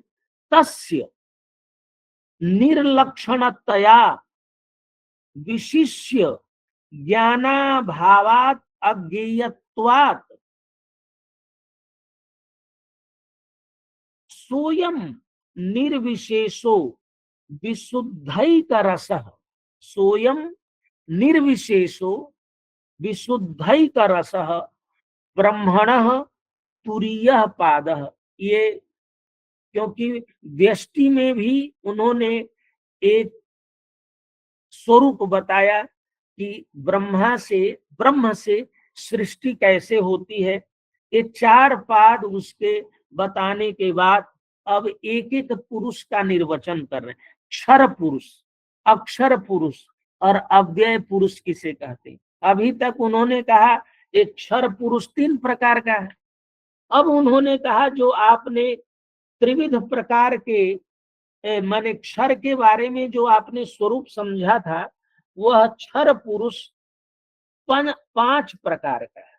क्षर पुरुष आश्रितोयम विकार संघ शरीरम उच्यते। क्षर पुरुष भी किस प्रकार का है, तो उन्होंने उसके 5 स्वरूप पर चर्चा की। वह 5 शरीर क्या है? कारण शरीर, सूक्ष्म शरीर, स्थूल शरीर, प्रजा वर्ग और वित्त वर्ग। ये जो व्यष्टि का हम लोग विश्लेषण कर रहे हैं, यह विश्लेषण केवल कथनात्मक है। हम केवल कह सकते, कर नहीं सकते, न इसका प्रैक्टिकल दिखा सकते कि देखिए इसको ऐसे जोड़े ये हो गया, ऐसे किए तो ये हो गया। केवल कह सकते, इसका वर्णन कर सकते। और साइंस वाले ये दिखा देते हैं कि देखिए इसको इसको किया तो ये बन गया, इसको इसको किया तो ये बन गया। हम कह रहे हैं कि ये जो ब्रह्म था उसके 4 पाद हो गए, 4 चरण हो गए। कैसे हो गए, जरा करके दिखाइए। तो हम करके नहीं दिखा सकते, क्योंकि ये सब अलौकिक विषय और इसमें प्रत्यक्ष कोई प्रमाण नहीं है। करने वाले जितने विषय हैं, प्रायोगिक जो विषय हैं, वो करने वाले हैं। यही वैदिक विज्ञान की विशिष्टता है कि इसमें श्रुति ही प्रमाण है। यदि हमारे आचार्य कहते हैं, वेद कहता है, तो ऐसे सृष्टि हुई होगी। हम इसको करके नहीं, एक करने वाले विषय नहीं है। श्रोतव्य, मंतव्य, निदिध्यासितव्य, ये इसकी प्रक्रिया यही है। तो इसी प्रक्रिया को सृष्टि विज्ञान की जो वैदिक प्रक्रिया है, उस सृष्टि विज्ञान की वैदिक प्रक्रिया का ही नाम वैदिक विज्ञान है। ओझा जी ने वैदिक विज्ञान का मतलब सृष्टि विज्ञान, वेद में प्रतिपादित जो सृष्टि की पद्धति है उसको समझना, और यही विज्ञान विद्युत में सरलता के साथ बताया गया है। समय हो गया है और ज्यादा ही हो गया है, इसलिए मैं इतना ही कह करके आप सभी के प्रति कृतज्ञता व्यक्त करता हूँ। इतने लोग देश भर से जुड़ते हैं, इसी बहाने हम लोग एक ग्रंथ पढ़ रहे हैं। ये हमारा विज्ञान है। मान लीजिए किसी वैज्ञानिक को ये विषय समझना होगा, क्योंकि वो तो अपने ढंग से समझेगा, तो उस समझाने के लिए हमें इन ग्रंथों का अध्ययन, शास्त्रों का अध्ययन जरूरी है। इसीलिए हम लोग स्वाध्याय प्रवचनाभ्याम न प्रमदितव्यम, इस वैदिक वचन के कारण निरंतर स्वाध्याय और प्रवचन वेद का करना चाहिए। इसी संकल्प के साथ शंकर शिक्षायतन निरंतर इस प्रकार के प्रयासों से हम सब का अभ्युदय है कि हो, इसी कामना के साथ हम लोग यह कार्यक्रम करते हैं। इन्हीं शब्दों के साथ आप सभी विद्वत जनों के प्रति मैं कृतज्ञता व्यक्त करता हूँ। बहुत बहुत धन्यवाद। नमस्कार। प्रणाम सर, आपको भी धन्यवाद समर्पित करता हूँ। इस कार्यक्रम में आए हुए आदरणीय महापात्र सर, आपके प्रति मैं धन्यवाद ज्ञापित करता हूँ। आदरणीय मिश्र सर, आपके प्रति मैं धन्यवाद ज्ञापित करता हूँ। सर ने कहा ही, अध्यक्ष सर ने कहा, शुक्ला सर ने, कि इस ब्याज से, एक माध्यम से स्वाध्याय का अवसर प्राप्त होता है। सभी व्यक्ति अभी किसी ढूंढ रहे हैं ज्ञान को एक साथ, इसी तरह यह ज्ञान में हम लोग लगे हुए हैं। आज सौभाग्य का विषय है कि हमारे मध्य आदरणीय रामानुज उपाध्याय सर जुड़े हुए हैं, कुलदीप सर जुड़े हुए हैं, अरविंद तिवारी जी जुड़े हुए हैं, सभी आभा द्विवेदी जी भी जुड़े हुए हैं। आप सभी के प्रति मैं धन्यवाद समर्पित करता हूं, और इसी उत्साह के साथ आप सभी कल उपस्थित हो जाएं, और आप लोगों के उत्साह से, उपस्थित से ही यह कार्यक्रम सफल होता है। मैं इन्हीं शब्दों के साथ बार बार आप लोगों को प्रणाम करते हुए कार्यक्रम को पूर्ण करता हूँ।